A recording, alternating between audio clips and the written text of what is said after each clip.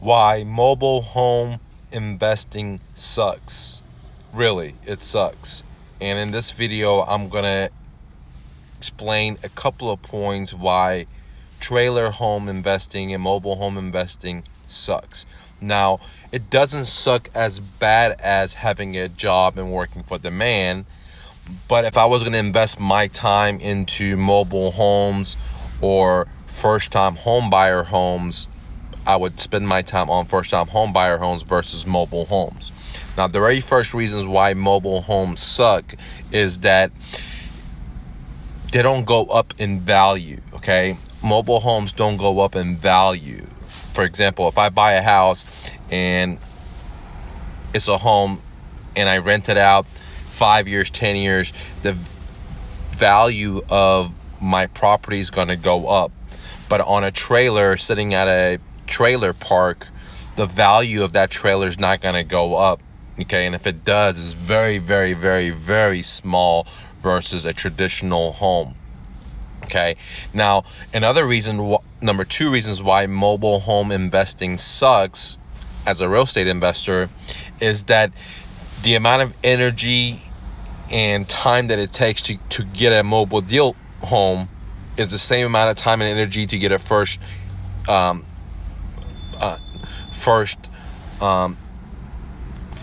buyer's home, or the amount of time and energy that's going to take to get a mobile home deal is the same amount of energy that's going to take to buy a regular house, okay, from a motivated sellers. And therefore, the amount of energy is exactly the same if I do a mobile home or if I do a traditional house, but the amount of money, the amount of harvest that I'm going to make is so much more on a traditional house versus a mobile home. So again, the amount of harvest for the amount of time I put in, the function is so much less. For example, a mobile home is I put one in, I get two out. On a traditional home, I could put one in and I could get four out. And I'm just basically explaining what a function is. So I want to do things that I put one in and get four out, or five out, or 10 out, versus do one and get one out, or two out. So if I was going to put my life energy in a deal, I want to do a deal that I'm going to get the most amount of harvest, or the most amount of money, or the most potential to get money for the same amount of work. If I have to work 40 hours to make 10 grand versus if I have to work 40 hours and make 100 grand, well, I want to do the 100 grand. So the bad point about mobile homes is it takes which is point number two, it takes the same amount of energy to do a deal where you make 10 grand versus to do a deal where you make 100 grand, okay? So I think that energy is lost. Now, another bad reason why I think mobile home real estate investing sucks is because traditionally, the investor doesn't own the land. What they're owning is just a depreciating trailer that you have to pay to move, or you have to pay $400, $500, whatever it is, sometimes more. If you're in Colorado, I've seen people pay $1,000 a month on a mobile home trailer rent, okay? So simply put, it's not like a house where you own the house and you own the land. Even if you pay off the trailer, you're still indebted to pay the rent on that property. And which brings it to why I don't like mobile homes, because now there are situations where sellers own the land and own the mobile home, and that will be a better deal versus me doing a deal where I only get the trailer but I don't get the land, okay? Because land, if the seller has the land and I buy the property with the land, and the land is in an appreciating area, for example, like I said, Colorado, it's been grown tremendously, so the land is in demand. So if I buy a home there and it has a land on it, my land will appreciate as more and more demand comes out there. So that makes it a better deal for me versus doing a deal just with the mobile home. Now, the other bad thing about mobile home investing, why I think it sucks, is because your exit strategy decreases significantly, because a mobile home does not qualify for a FHA or VA loan because it's not mounted to the ground, doesn't have a foundation. Okay, now there's things you can do to create that, but it makes it a lot harder to go find a lender that's going to lend on a mobile home. So therefore, my audience, my exit strategy decreases significantly, because my retail buyers is who I try to sell a mobile home, or if you try to sell a house to a retail buyer, okay, they're not going to be able to get a loan. They can't get an FHA. So it has to be it has to be like an owner financing type of deal from as an exit strategy, versus, hey, someone can pay me cash, hey, someone can get a loan from a Bank of America, or I could do owner financing. See, what the traditional house, I have a lot of exit strategies, because if I was going to retail it, then I could sell it to someone that can get a traditional loan, like an FHA or just a traditional loan. I can owner finance it, etc. But on a trailer, I already eliminated all those buyers that were going to get a traditional loan, because they cannot get a traditional loan on this deal. So they got to come up with cash, which most of those type of buyers for the trailers or mobile homes are not in a situation to have that kind of cash. So it basically leaves me with owner financing, my exit strategy. And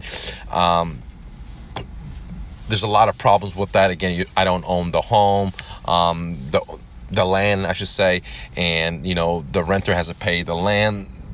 The note holder, when I do owner financing, which is will be me, they still got to pay the landlord for the land, and so that's why I don't like mobile home real estate investing. Okay, now some other bad things about mobile home investing is that the clientele. For example, I don't like buying homes in war zones. I don't like buying homes with crappy customers. I don't like dealing with crappy customers, okay?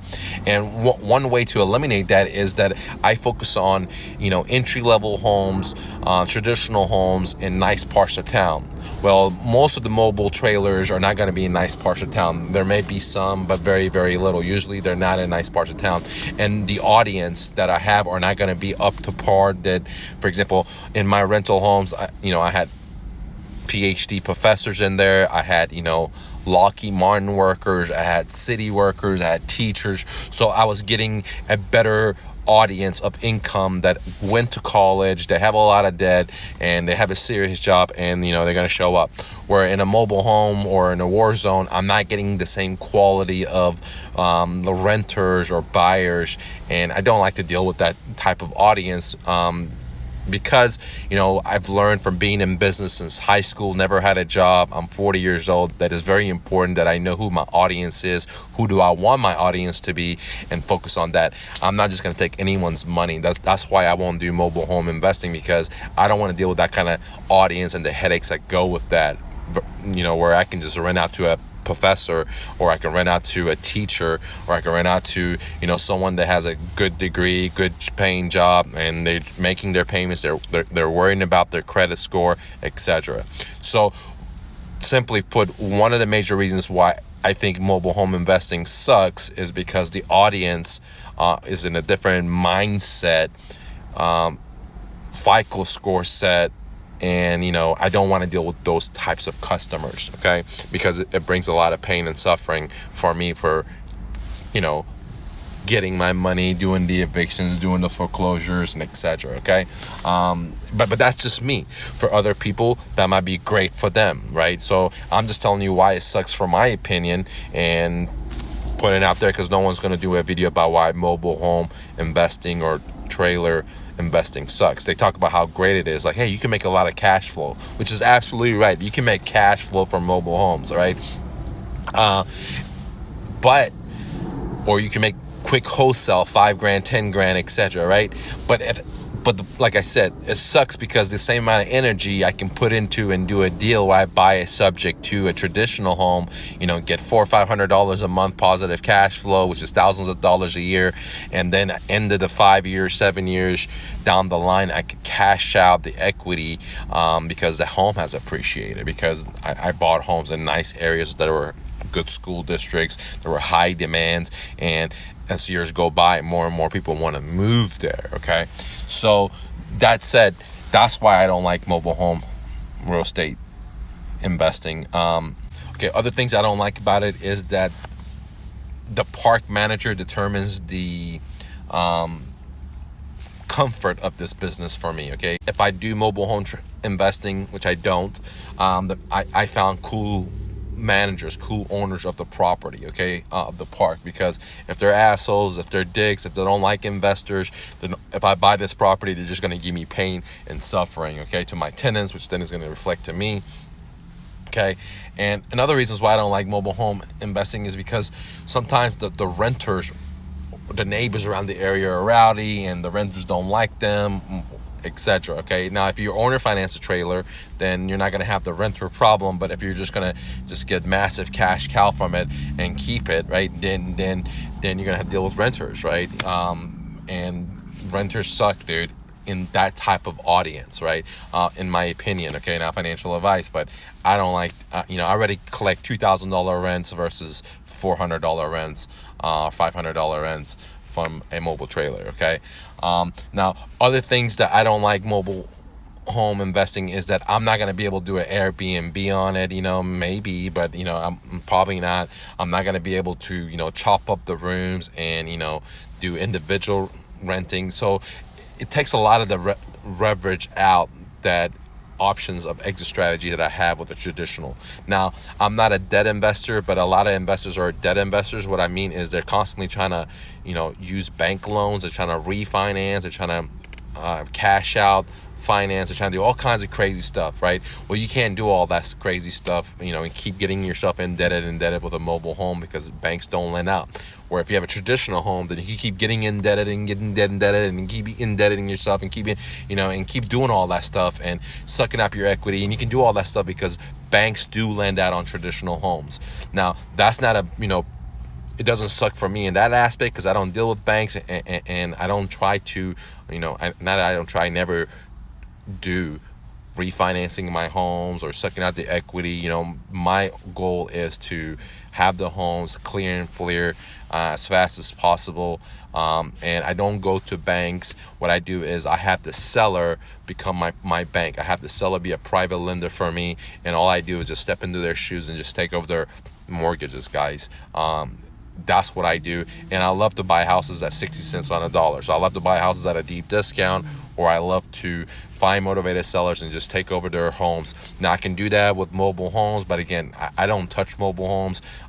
In the business, I always say, if you have a mobile home, you better go ahead and get your bankruptcy paperwork ready, because as a retail buyer, majority of people that buy mobile homes or eventually file bankruptcy because they bought they bought for the trailer too much.